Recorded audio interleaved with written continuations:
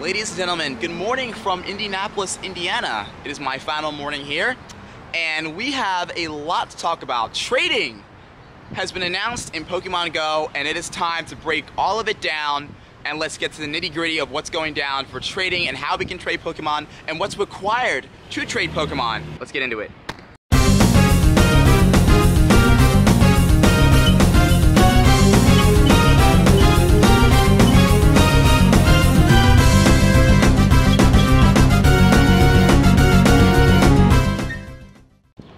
Okay, ladies and gentlemen, so this is what's going on.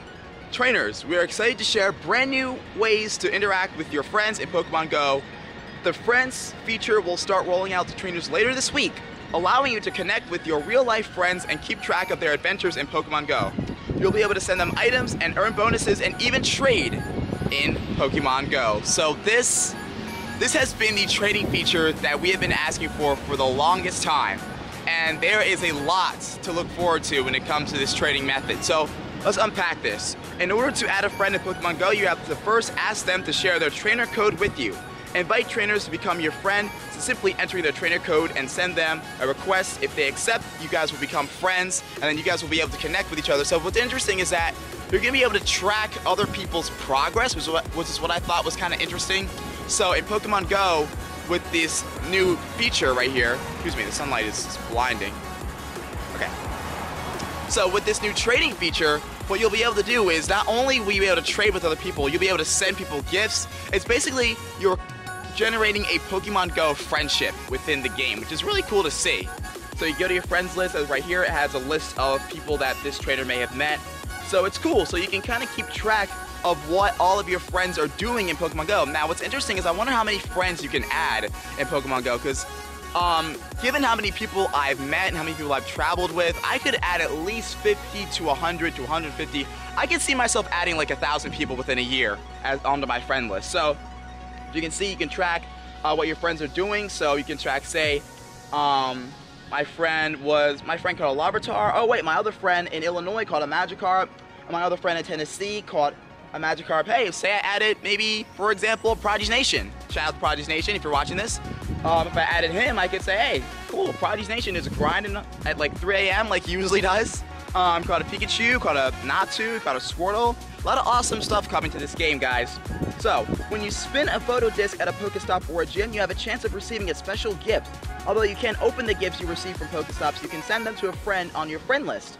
Inside the gift will be a stash of helpful items which your friend will receive along with a postcard showing where you picked up your gift. A gift can also include a special surprise, an egg that when hatched will contain an Alolan form of a Pokemon originally discovered in the Kanto region. So, Alolan forms. We now know how to get Alolan forms in Pokemon. We know how they're going to be distributed in Pokemon Go. We thought that they would be like released in events. They probably still will be released through events. We know we're getting Alolan Diglett and Alolan Geodude this summer. So again, they could still be released through events, but we know that they're going to be able to be hatching from eggs from these gifts that we could send to each other, which is pretty cool. And we gotta look at the gift. It looks like it's kind of like a rectangular box, which it says a box that you can send to a friend contains a variety of useful items. And there's a lot of different images, so you can send the gift to your friends. And I wonder how many gifts you can send per day. I'm assuming we'll find that out in a little bit, but that's some interesting stuff right there. All right, let's go find some raids, and let's continue talking about trading and friends in Pokemon Go. Next, we're gonna talk about friendship and building friendship levels. When you send a gift to a friend or participate in a raid or gym battle with them, you can increase your friendship level. As your friendship level builds, you can unlock bonuses when you play together. So that's pretty awesome right there. So if you battle in a gym or conduct a raid with a great friend, you guys can get an attack bonus. So once you enter a raid battle or battle a gym with your friends, your attack power will be boosted because you have a bond, you have a friendship with that other trainer, which is pretty freaking awesome if you think about it. You can earn an attack bonus to give your Pokemon an edge. You can increase your friendship level once per day per friend.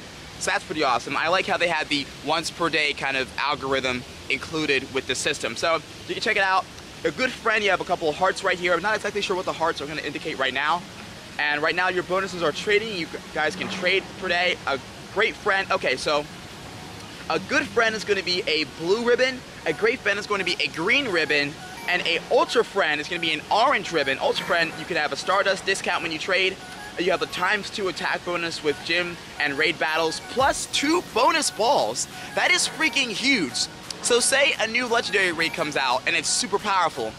If you battle that Pokemon with your friend, you can also get a bonus 2 balls. That's almost the difference between catching it and not catching it. Almost. That's amazing. So then best friend and ultra friend. So best friend has like a darker orange ribbon to it. And look at that, ×4 balls, ×3 attack bonus, and a ×3 stardust discount upon trading. So that is ridiculous. Okay. You can also build your friendship level by trading Pokemon with a friend. If you're near a friend and have a trainer level of 10 or higher, you can trade Pokemon you've caught with a friend. Completing a trade earns a bonus candy for the Pokemon that you've traded away. And that bonus can increase if the Pokemon you traded were caught in locations far apart from each other. All trades are powered by Stardust, and some trades require more Stardust than others. As you build your friendship level with the trainers you're trading with, you can find that the Stardust will require a lot less than normal to complete the trade. So, you can see from the images right here, it says here on the in-game notification cycles, it says the amount of Stardust needed to trade varies. Trades for certain Pokemon are called special trade and require more Stardust. You can reduce the amount of Stardust required for special trades by increasing your friendship level. So I wonder how much Stardust exactly are we talking about when it comes to these trades. Legendary Pokemon, shiny Pokemon, and Pokemon not currently in your Pokedex will require a special trade. You can only make 1 special trade per day. So that's interesting stuff right there.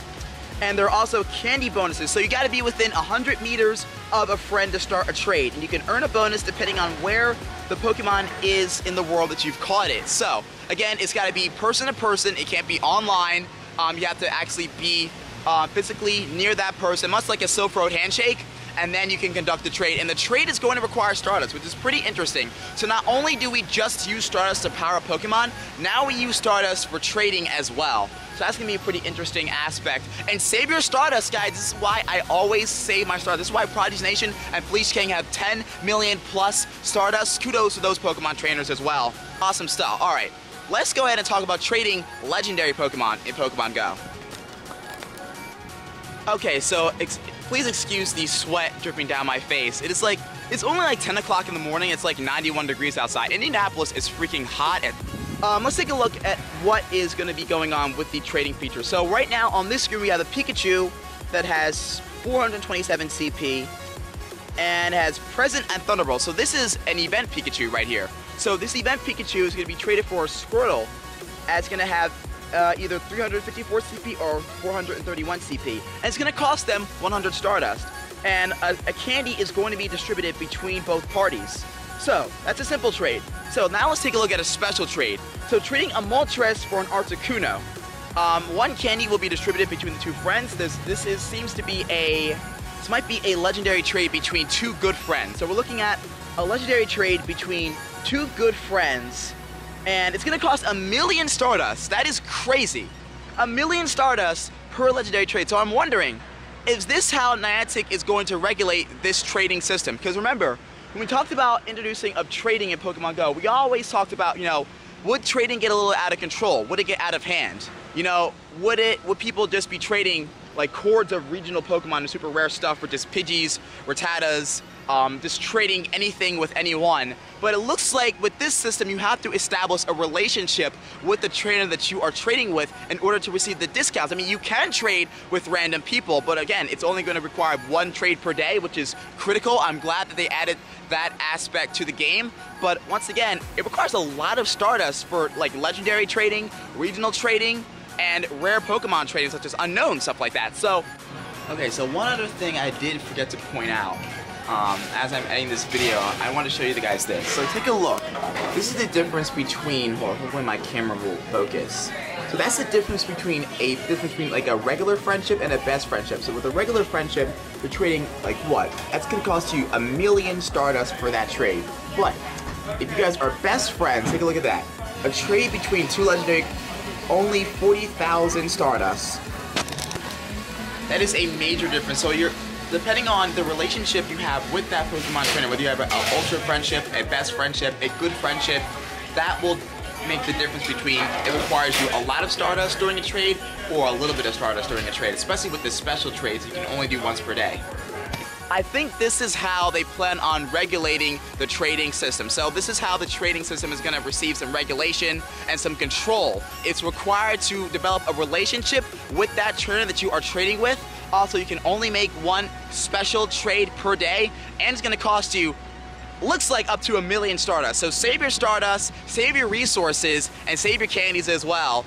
This is trading in Pokemon Go. Let me know in the comments what you guys think of this brand new trading feature. And I have another new video for you guys coming tomorrow that's gonna be awesome. We're gonna talk about the stats of shiny Pokemon in Pokemon Go. DX1 signing out. Let me know what you guys think of trading. Do you think it's a little too regulated? Do you think it's just right? I think it's gonna be pretty cool. I think it's gonna be an awesome way to establish relationships with Pokemon. Also, it's so awesome to finally have a friends list in Pokemon Go, and you can keep track of what your friends are doing, much like Xbox and PlayStation. You have like a little friends list, and you can keep track of what your friends are doing in game and what Pokemon they're catching, whether they're doing a raid. I like how trading has a lot of requirements. It's not just you give me one Pokemon and you give me the other Pokemon. No, it actually requires some type of dedication, some type of strategy. It requires resources as well, and you can gain resources too. So there's a lot of depth to this trading system. So we'll talk more about it later on in future videos.